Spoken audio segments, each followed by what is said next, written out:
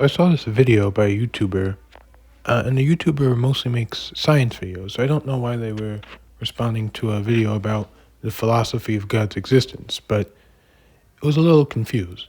The problem, though, is that the video he was responding to is also pretty bad and not all that good, so I don't really know whose side to take here. Atheism is the view that there are no gods. No, it's not the view that there are no gods. It's the lack of belief in a god. You can't even get the definition of the word right. Third intellectual mistake of New Atheism is its definition of atheism as mere lack of belief in God. So one problem with this, of course, is just that there are obvious counterexamples. Rocks lack of belief in God, but they're not atheists. Babies lack of belief in God, but they're not atheists. Amazonian tribesmen who've never heard of God lack of belief in God, but they're not atheists, and genuine agnostics who don't know either way, don't have beliefs either, but they're not atheists. They're agnostics. The second problem with lack theism is just that it has a faulty conception of belief. Arguably, it's best to understand belief in Bayesian credence terms. That is to say, belief comes on a spectrum.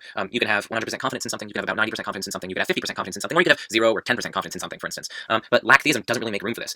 People who lack belief in God are going to be, something like maybe 55% and below, or maybe 60% and below confidence with respect to the proposition that God exists. But this is going to include so many different kinds of people, even people that maybe slightly lean towards theism, right? Maybe like 51% or so confident that God exists. But they don't have a full-on belief that God exists. So hence they lack belief. The definition of atheism as lack of belief simply cannot account for all these intricacies and complexities, like the person who slightly leans towards theism but doesn't fully believe it, like the epistemic agnostic who's roughly in the middle, like people who only slightly lean towards atheism but don't, they aren't themselves atheists. It just has a faulty conception of belief as a sort of on or off switch, whereas belief really is in terms of a spectrum. The third problem for lack theism is just that it's damaging to atheology, right?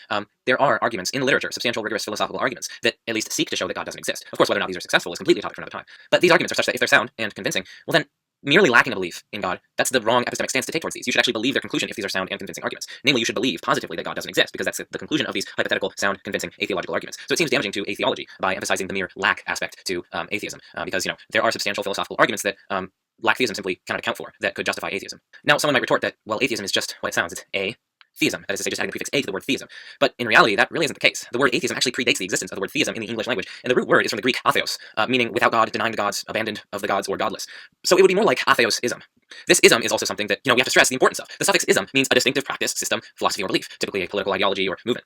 Take, for example, the word liberalism, which means the holding of liberal views. The ism implies adherence to the ideas of the root word. This is why many people who held atheism early on held to it as an affirmation of the non-existence of deities rather than a rejection, a mere sort of lack belief in deities. And the reason to bring this up is to let people know that this just isn't a sort of radical redefinition of atheism. If anything, the radical redefinition is lack theism. So I guess you could still define atheism as just a lack of belief, but it's kind of a worser definition than the philosophical one, which is why I wouldn't really prefer it. To the story, okay? After I learned that my brother became an atheist, I decided I was going to meet with him and crush all of his objections, okay? Oh, so you were going to try and convert him back to Christianity. Why? For what possible reason? Isn't your brother free to make his own decisions? Presenting arguments to someone isn't not letting them make their own decisions. You're still letting them make their own decisions. You're just providing arguments for your position. I don't see what's bad about that. God's existence. I wanted to know whether or not God's existence was actually reasonable. And after just a few weeks of study, I quickly learned that there are very powerful arguments for God's existence. I found the Kalam cosmological argument, contingency arguments, teleological arguments from fine-tuning, arguments from consciousness, moral arguments, and so on. There's moral arguments are probably one of the weakest arguments Christians can use to try and prove God's existence. I mean, I agree. It's a little weird how you'd only address that one argument instead of the others.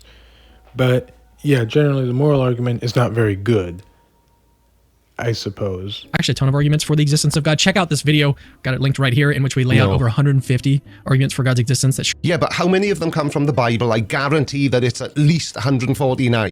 Actually, none of them come from the Bible. They're all different forms of cosmological and teleological arguments. They're not very good, but they're not from the Bible. Now, this might lead you to think that this kind of settles the matter. Don't all of these arguments for God's existence prove that atheism is unreasonable? No, how can not believing in something be unreasonable? I can think of a few ways not believing in something would be unreasonable, but I think you're just talking about in the context of God, so. Unreasonable, especially when the thing that you don't believe in has absolutely zero evidence to support it. But what do you mean by evidence? If you just mean empirical evidence or scientific evidence, then that's just not all evidence. If you think only scientific evidence or empirical evidence can be used to prove something is true, that's just wrong. It leads to a contradiction. You can't prove using only empirical evidence that something can only be proven true with empirical evidence. You have to also use reasoning. And if you just like evidence is just something that makes a proposition more likely to be true than it otherwise would have been. If there is any fact about the world that's more likely under theism than atheism, it's evidence for theism, and vice versa. I mean, saying there's no evidence at all is just incorrect. But secondly, there are also powerful arguments for atheism. Yeah, Now, of course there are. And the most powerful argument for atheism is that we're right. Because regardless of what Christians think, there is absolutely no evidence to support the existence of God. But that's not the best argument. I mean, the problem of evil is clearly a way greater argument, just on the fact of how overwhelming it seems. problem of evil. The problem of evil is just one of the arguments, and I think if I'm understanding the problem of evil the way Christians understand it, the little story I just told about taking somebody to the top of a tall building and pushing them off, that's what that is. So how exactly is that a bad argument? The problem of evil is so powerful, in fact, that it's led a lot of people to say, look, okay, sure, you've got arguments for the existence of God, but the problem of evil is so powerful that it defeats all of those arguments. Now, as you might expect, just like atheists have responses to the arguments for God's existence, Christians have responses to both premises and the argument from evil. Yeah, but the problem is all the Christians' arguments come from the Bible, so they're coming from a place that absolutely 100% thinks that God is real. So it's not really the direction you want to be heading with this type of argument, is it? Because you're getting your information from the wrong place. You can't use the Bible to prove that the Bible is true. Most of the philosophical responses to the problem of evil do not come from the Bible. In fact, Cameron's own explanation isn't from the Bible. Christians argue that God can allow pointless suffering.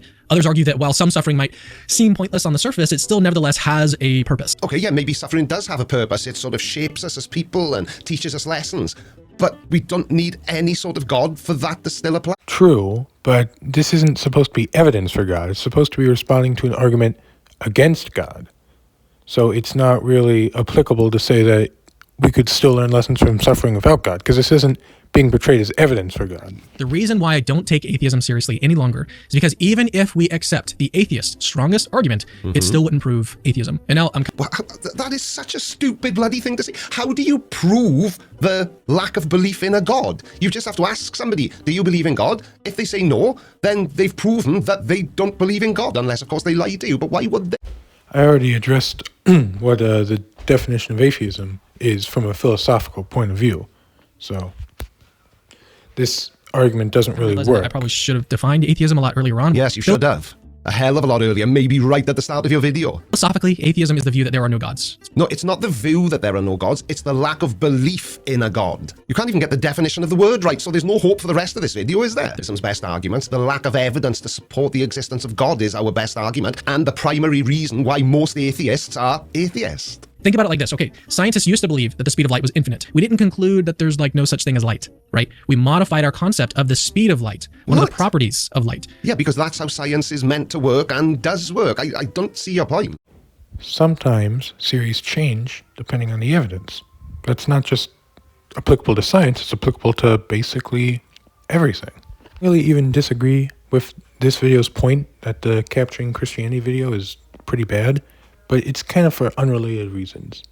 Mostly because he just assumes that you can just make up any new definition of God and it would just automatically fix all the problems, like the problems of evil and the divine hiddenness.